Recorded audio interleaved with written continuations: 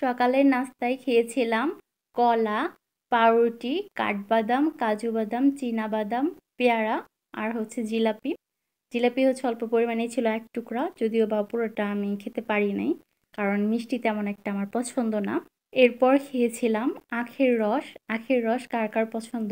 আমার আখের রসটা হচ্ছে অনেক পছন্দ। দুপুরে খেয়েছিলাম মাছ ভাজা আর সাথে ছিল কচু পাতার যে শাক ভাজি সেটা। আর কচু পাতার শাক ভাজিটা আমার অনেক পছন্দ, বা কচুর লতি এটাও হচ্ছে অনেক পছন্দ। এখানে আমি অল্প পরিমাণে তরকারি নিয়েছিলাম, কারণ ভাতের পরিমাণটা খুবই অল্প ছিল। পিঠা খাবো, এর জন্য ভাতের পরিমাণটা খুব কমই রেখেছিলাম। কচু শাক ভাজি কার কার পছন্দ এটাও জানাতে পারে। অনেকেই হচ্ছে পছন্দ করে না, আবার অনেকেই হচ্ছে পছন্দ করে। আর মাছের তরকারির থেকে আমার কাছে মাছ ভাজাটাই বেশি মজা লাগে।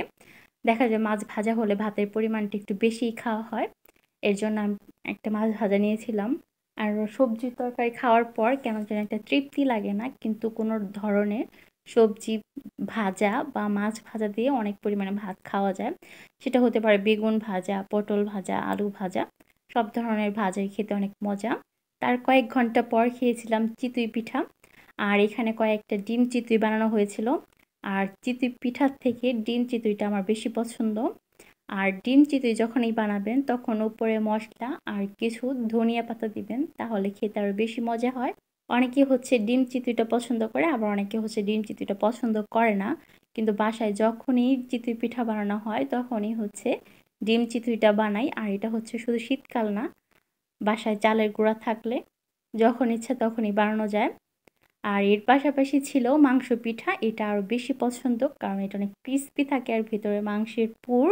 আর এটা অনেক ঝাল করে করা হয়, এই জন্য এটা খেতে বেশি মজা। আপনারা যারা এই ভিডিওটা দেখতেছেন তারা হচ্ছে কমেন্টসে জানাবেন আপনাদের কাছে কোন পিঠাটা বেশি মজা, ডিম চিতই না মাংস পিঠা বেশি পছন্দ। বিকেলের দিকে খেয়েছিলাম পেয়ারা মাখা, আর এটা দেখতে অনেকটা আমড়ার মতো লাগতেছে, কারণ এখানে কাসুন্দি দেওয়া ছিল একটু বেশি পরিমাণে। কাসুন্দি দিয়ে পেয়ারা মাখা খেতে বেশি মজা হয়। সেটা হতে পারে পেয়ারা মাখা, আমড়া মাখা, বা হচ্ছে আম মাখা, যেটাই হোক।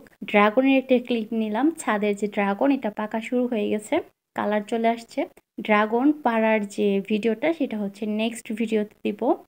ভিডিওটি যারা আমার ফেসবুক পেজ থেকে দেখছেন তারা আমার পেজটি ফলো করে দিবেন, আর যারা আমার ইউটিউব চ্যানেল থেকে দেখছেন তারা আমার ইউটিউব চ্যানেলটি সাবস্ক্রাইব করে দিবেন। ধন্যবাদ ভিডিওটি দেখার জন্য।